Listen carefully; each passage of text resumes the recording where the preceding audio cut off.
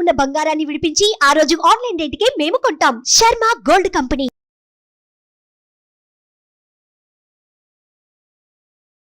నమస్తే, welcome to Suman TV. నేను మీ యామ్ని. ప్రస్తుతం మనతో ఉన్నారు ప్రముఖ ఆధ్యాత్మికవేత్త డాక్టర్ అనంతలక్ష్మి గారు ఉన్నారు. అమ్మతో మనం మాట్లాడదాం. నమస్తే అమ్మ. నమస్తే తల్లి. అమ్మ, ఇప్పుడు మనం పూజ గది శుభ్రం చేసేటప్పుడు అసలు మనం ఎలాంటి నియమాలు పాటించాలమ్మా?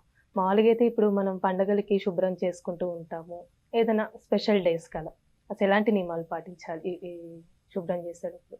నిజానికి రోజు శుభ్రం చేసుకోవాలమ్మా పూజ గది. అస్సలు పూజ గదిలో బూజు కానీ దుమ్ము కానీ నిర్మాల్యం అంటారు, అంటే దేవుడికి పెట్టిన పూలు ఉండిపోవటం కానీ అలాగనుకున్నట్టయితే అది మంచిది కాదు. అదొక రకమైన అశుభానికి సంకేతంగా చెప్తారు. కనుక నిత్యం చేసుకుంటే మరీ మంచిది. పూజ గది అంటున్నారు మీరు, అందుకని నేను జాగ్రత్తగా చెప్తున్నాను. పూజ గది నిత్యం శుభ్రం చేసుకోవాలి. ఏమాత్రం బూజు లేకుండా చూసుకోవడం చాలా మంచిది. లేదు ఇప్పుడు మాకు అన్ని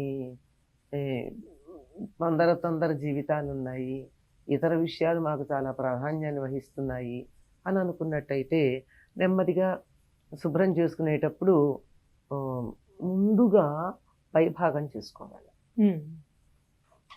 ఎందుకంటే కింద ఒక్కోసారి మనం చాలా తెలివిగా చేస్తూ ఉంటాం, కొంచెం తెలివి ఎక్కువ అవుతూ ఉంటుంది. కింద అన్ని దేవుళ్ళన్నీ దులుపుకున్నాక బూజు కనపడి తర్వాత తీస్తాం. ఏమవుతుంది? బూజు కింద పడదు కానీ బూజులోంచి ఉండే సన్నని దుమ్ము కింద పడుతుంది. అందువల్ల ముందు పైభాగం చేసుకుని తర్వాత అంతా తీసి పటాలు గోడలకి తగిలిస్తాం కనుక గోడలన్నీ పటాలు శుభ్రం చేసుకుని ఆ తర్వాత మందిరంలో ఉన్నటువంటి దేవుళ్ళని శుభ్రం చేసుకోవాలి. మీరు పాటించాల్సిన నియమాలు అన్నారు. అసలు దేవుడి గదిలోకి కానీ దేవుడు ఉన్న ప్రాంతానికి కానీ ఎవరైనా స్నానం చేయకుండా వెడతారా? వెళ్ళరు కదా. కనుక అది చెప్పక్కర్లేదు. చెప్పకుండా మనందరికీ తెలిసినటువంటి నియమమే స్నానం చేసి చక్కగా వెళ్ళి ఆ దేవుడి అన్నీ శుభ్రం చేయడం. ఇక్కడ సాధారణంగా ఏం చేస్తారంటే ఏదో ఒక దేవుడి స్తోత్రమో నామమో చేసుకుంటూ చెయ్యండి మంచిదన్నారు. నిజానికి వంట దగ్గర నుంచి నాకు తెలిసి చాలామంది ఆడవాళ్ళు దేవుడి స్తోత్రాలు చదువుతూనే చేస్తారు. మరి అట్లాంటప్పుడు పూజ గది శుభ్రం చేస్తూ దేవుడి స్తోత్రాలు చదవరా? చదువుతారు. కానీ దానికన్నా శ్రేష్టం ఏమిటంటే సాధారణంగా అభిషేకం చేసేటప్పుడు స్త్రీ సూక్తం పురుష సూక్తం లాంటివి చదువుతారు.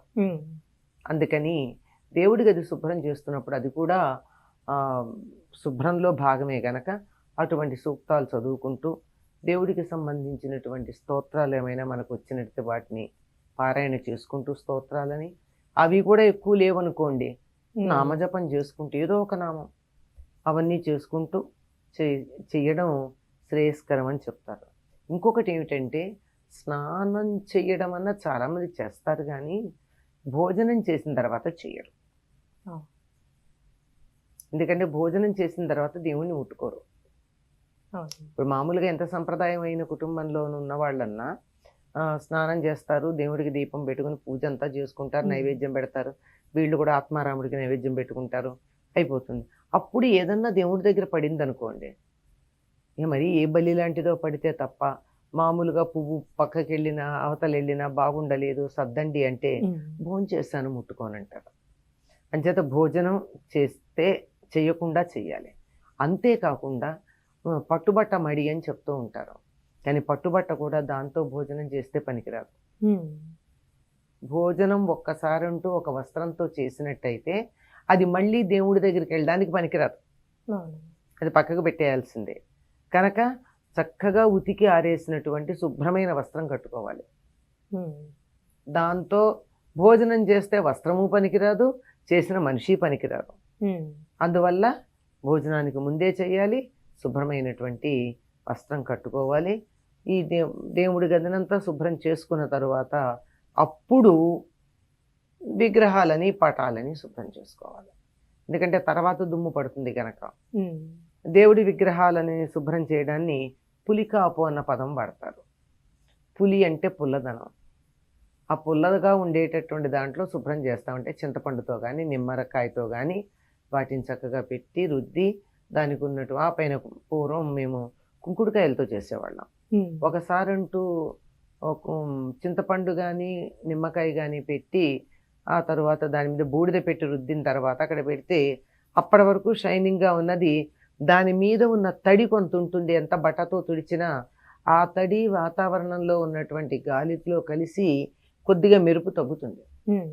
అది తగ్గకుండా ఉండాలి అంటే చక్కగా శుభ్రం చేసిన తర్వాత కుంకుడుకాయ రసంతో ఒక్కసారి కడగాలి. అస్సలు మళ్ళీ కడిగినప్పుడు మెరిసిపోతాయి ఎంత మెరుపులో ఉంటుందో ఎండాక కూడా అంత మెరుపులో ఉంటుంది. అమ్మ ఇప్పుడు మీరు అన్నారు కదా ప్రతిరోజు శుభ్రం చేసుకోవాలి అని అన్నారు, విగ్రహాల గురించి కాదు నేను చెప్తున్నా, దేవుడి గది గురించి. దేవుడి గది. ఇప్పుడు శుక్రవారం కూడా మనం శుభ్రం చేసుకోవచ్చమ్మా, ఎందుకంటే ఆ రోజు కొంతమంది ఇలా బూజులు దులపడం అలాంటివి చెయ్యరు. ఇలా అది లక్ష్మీ నిజంగా లోకంలో ఎందుకు ఇటువంటి దురభిప్రాయాలు వచ్చాయో తెలియదు ఆ కానీ రోజు డబ్బులు కూడా ఇవ్వరు, అంటే ఆ రోజు మరి అన్నం తినమా, తింటాం. మనం స్నానం చేయమా, ఉమ్. ఇల్లు శుభ్రం చేయమా, చేస్తాం. మరి దేవుడి గది శుభ్రం చేయడానికి ఏంటి సమస్య? అంటే వారమంతా చేయకుండా ఆ రోజు చేయాలంటే అన్న ఆలోచించాలి కానీ ఉమ్. నిత్యం చేసుకునేటప్పుడు ఏం సమస్య? చక్కగా చేసుకోవచ్చమ్మా. ఇంకోటి ఏమిటంటే దేవుళ్ళకు కూడా పులికాపు శుక్రవారం చేయకూడదని కొంతమంది చెప్పారు. నేను ఆశ్చర్యపోయాను. ఉమ్. ఎందుకంటే తిరుమలలో స్వామివారికి మూల విరాట్టుగా అభిషేకం చేసేదే శుక్రవారం ఉమ్. కదా. అవును. మరి మన ఇంట్లో ఎందుకు సమస్య అమ్మా? అవును. ఉదాహరణ అక్కడి నుంచి చెప్పాను, నేను వేరే చెప్పాల. ఉమ్. కనుక చక్కగా చేయొచ్చమ్మా. నిత్యం చేసుకునేటప్పుడు అందులో ఇది భాగం. ఉమ్. దీనికి అసలు వారం ఎప్పుడూ చేయకుండా ఒకరోజు చేస్తామంటే శుక్రవారం కొంచెం ఆలోచించాలేమో, అది కూడా ఆలోచించమని చెప్పట్లేమో అంటున్నాను. ఏమో. కనుక నిత్యం చేసేదానికి తప్పేం లేదు. అమ్మ ఇప్పుడు దేవుడి గదిని మనం శుభ్రం చేసుకుంటూ ఉంటాం, అలానే అక్కడ పువ్వులు ఉంటాయి, దేవుడికి సంబంధించిన వస్తువులు అంటూ ఉంటాయి, అవి ఏం చేయాలమ్మా అసలు మనం? వాటిని ఎవరు తొక్కని చోట వేయాలి. ఉమ్. ఇప్పుడు దాన్ని నిర్మాల్యం అంటారు.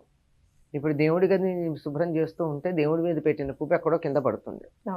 కదా, ఉమ్. పటం మీద అయితే ఆ పడిన దాన్ని మనం, అందుకే సాధారణంగా దేవుడి గదిని అన్ని చీపుళ్ళతో తుడవరు, దానికి ప్రత్యేకంగా ఒకటి పెట్టుకుంటారు, అలాగే దానికి ప్రత్యేకంగా ఒక బట్ట పెట్టుకుంటారు. ఇంకా కొంతమంది అయితే అసలు చీపురుతో కూడా తుడవరు, చేత్తోనే తుడుచుకుంటూ వస్తారు బట్ట పెట్టుకుని, ఎంత దుమ్ము ఉన్నా.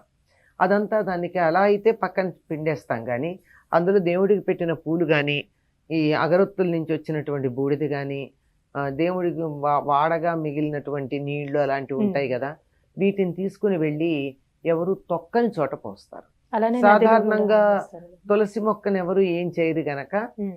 తులసిలో వేస్తారు నీళ్లు మాత్రం, పూజ అది చేసిన నీళ్లు ఉంటే.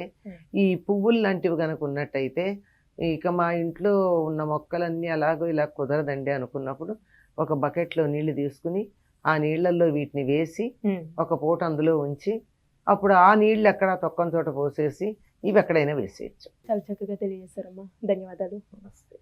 సుమన్ టీవీలో మీ పర్సనల్ అండ్ బిజినెస్ ప్రమోషన్స్ కోసం కింది నెంబర్కి కాంటాక్ట్ చేయండి.